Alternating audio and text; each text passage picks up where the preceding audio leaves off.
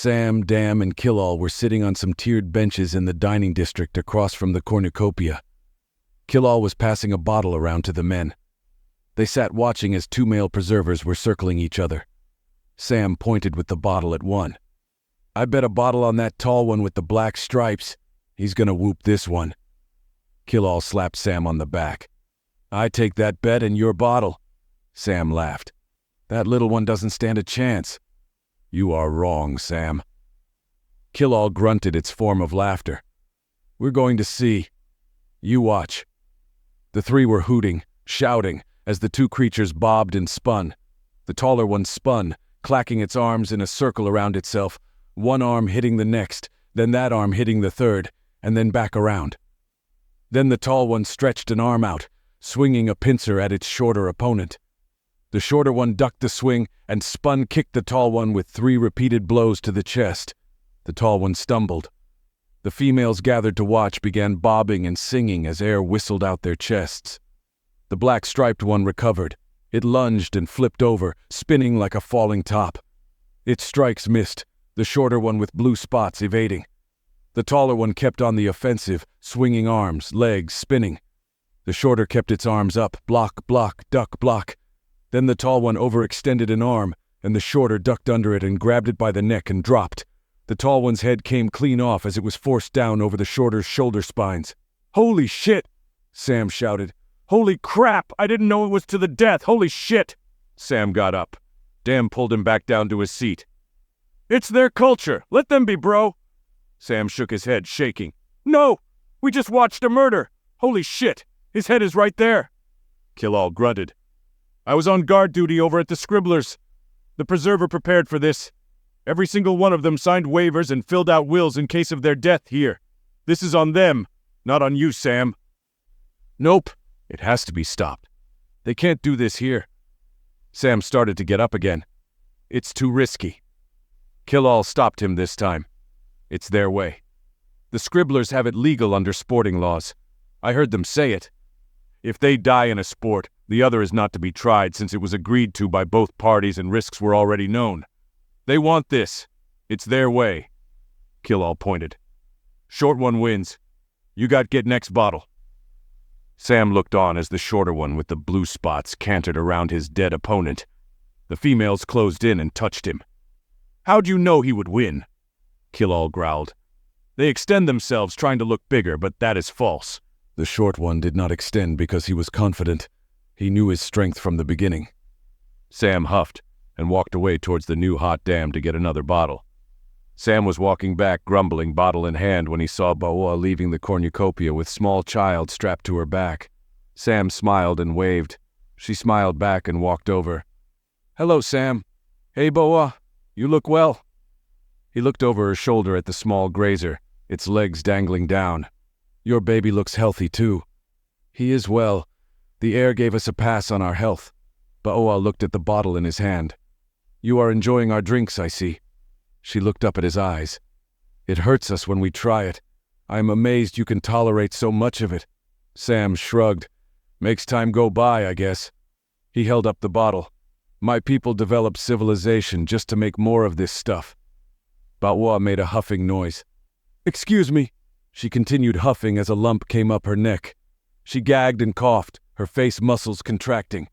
"Are you all right? Are you choking?" Sam moved closer to help. Baoa then convulsed with her whole body and shot a green ball into her hand. She stood up straight and passed the ball over her shoulder to the baby on her back. It took it and began nibbling on it. "Sorry, I just had to feed my baby." Sam took a step back. "Sorry, I didn't know what was happening." She took the step forward to talk closer to him. "It's not a problem, but I wanted to know something, Sam." "What?" "What are we going to do about the thing in the brig? It is still dangerous, isn't it?" He nodded. "It is, but it's contained for now." He sighed. "I can't just execute it now.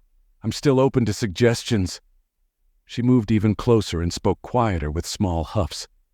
"Give it away. Sell it or send it with the totem creatures. They are smart. They could deal with it. You would keep your word and spare its life. Let them kill it." Sam nodded. "That is an option. Still feels wrong, though." Sam backed away. "I'll think on it. It hurt me too."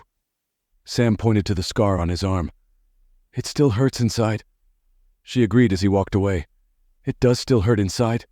She touched her hand to her forehead. "It hurts in here." "I'll think on it, Bawa." He turned and started walking towards the crowd of preservers. The zoo was having an open house. Species from all nearby systems were invited, and the place was full of sapients wandering through the exhibits and gawking. The preserver was watching with 3 females through the cameras in his lab. They watched intensely, taking note of every movement of each visitor near the preserver's treasures. A black female with red stripes pointed at the screen. "That one is looking at your plant too long. It is thinking too much." The preserver joined her in looking. "You're right. It is thinking too much about that plant." He hit a button on the console. "I'll check there is a creature near the human flowers exhibit. It is red, floating, lots of tentacle feathers. Get it to move on." "Will do," the Kratic on the other end replied. Ulchek stood towering over the airy creature, its shadow covering it. "You are holding up others. You need to keep going." The thin red and pink worm twisted in midair. Its feathery tentacles spun around it as it coiled up into a ball. It flicked its forefeathers and a flash of blues and purples ran down its body. Ulchek's comm gave the translation. "I want this plant. It is amazing. I can smell it so good. Please, I want it." Ulchek tapped its comm, listening. "Uh-huh. Okay." Ulchek looked back down at the creature. "How long are you staying on Twain Station?" The creature spun and flashed colors. "I am visiting, not time schedule. I wanted to resupply. The preserver says this species is easily grown, and will make more of it if you are amenable to trade." "Yes, yes." It flashed. "I will be here. I have cargo full of supplies. I will gladly trade." Ulchek was listening to his comm. The preserver wished to know what other life you have on board your ship. By the end of the season, 15 females laid egg clusters on the preserver's ceiling to fertilize. He dusted them as pollen in between testing clone batches. He was particularly interested slime mats he traded to the colorful feather person. He opened a container of the green slime. He reached in and grabbed a hold of the large purple nucleus inside. He lifted the gunk up to his mouth and began eating it. He shivered in delight. On one of the rafters in the dining district, the feather worm was curled up, a stalk of dandelion seeds held up in one of its tentacles. It gently wrapped a tiny feather around one of the seeds and pulled it free. It fluttered the arm down to its mouth and gently sucked on the seed. It flashed colors of joy and contentment. Sam made it back to his quarters, thoroughly drunk, and crawled into his pile of blankets. He quickly fell asleep. Sam awoke groggy, a sharp pain in his side. He clapped the light on, the pain in his side causing him to wince. He threw off the blanket to look and felt an odd weight as the blanket moved. His sheet and blanket were bloody. There was a golf ball-sized wound right below his bottom rib. "The fuck? Sir, there is something in your blankets with you." Sam jumped out of the bed. With a quick motion, he flung the blanket. A small preserver hit the opposite wall. "What the fuck, Orbit? How is there a tiny preserver biting me in my room? Didn't you see this thing?" "I was not actively looking, sir. I have numerous things to monitor. I apologize my subroutines did not pick it up. I am focusing on it now." The small creature ran at Sam. Sam screamed and kicked it. It hit the wall between the night table and the bed. Sam quickly shoved the night table toward the bed, smashing it. He pulled it away, revealing the mashed creature. Oh my God, I just killed it. It's a baby, isn't it? Oh my God. Sir, my scans indicate there are over 11,451 of the creatures, and the number is rising. They medical bay is standing room only with bite victims. Holy shit, Orbit. What were you monitoring that you didn't notice this happening? Don't we have some in Finnegan in the control room watching monitors? They had fallen asleep, sir, and I had my processors devoted to the box spiders constructing the new dock. Great, we got a fucking preserver situation and no one even knew until I got bit. This is on me. I guess I'm the manager. Sam went to his room and washed out the wound. He put a towel to it. Sam walked back and started getting dressed. Shit, I keep missing stuff. I need to be more alert out here.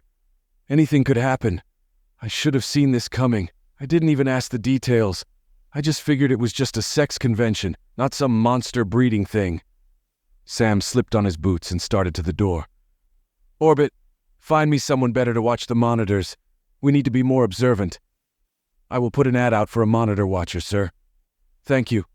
Inform the preserver I'm heading his way. Yes, sir.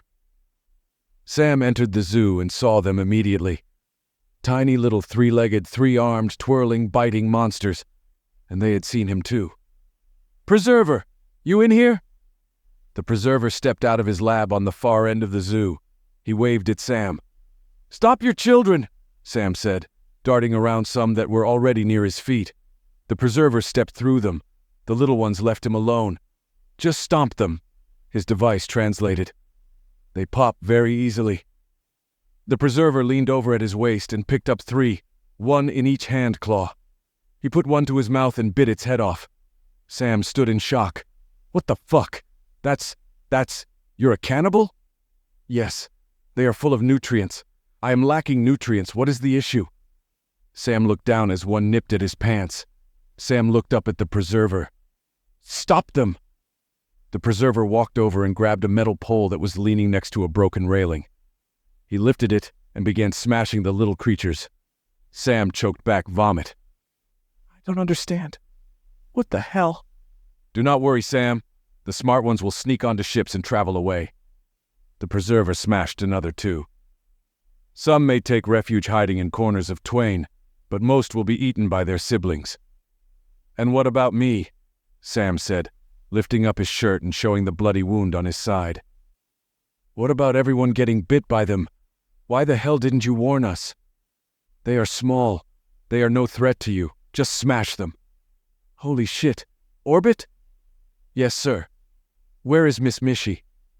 Your cat is sitting on the couch in the atrium with the Churi ambassador smell. Is she okay? Yes, sir. They are both eating small preservers currently. Sam looked at the preserver. You're okay with them all dying? They are sentient creatures.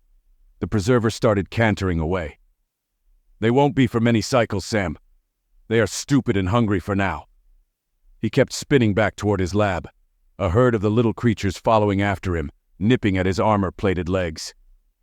Orbit, put me through to the SFP, Sam said as he started leaving the zoo. Hello, Sam. We were wanting to talk to you. This is good you call, one of the SFP said. Are you overrun with preservers also? Yes, that is an issue here. We have herded many into a storage room. We keep finding more. What do you want done with them? How many spheres do you have in storage? Sam was coming up with a plan. Greenfeet's tribe, the Infinigan, the Grazers, and several Craddock were all enlisted to start herding the young into the outer ring. The first area cleared was the Scribbler law firm. They were under attack and lost 3 of their elderly to the preserver young. As the herd moved down the hall, SFP who were hanging from the walls would pick them up and put them into a sphere until the sphere was full. They locked the full spheres and sat them on the ground. Other SFP would trade the full spheres out for empty ones after the herd passed.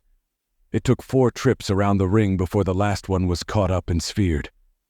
Sam sighed and patted Greenfeet on the shoulders. Thank you for your help. Greenfeet flicked his eye stalks and moved his arms. Glad to help, Sam. Greenfeet waved to his family and they walked back toward the ship bay offices. Ba'oa walked over with her sisters. Sam, they are eating each other in the spheres. I know. It can't be helped. The preserver is okay with this. I watched him smash them. He doesn't care what happens to them. It's really gross.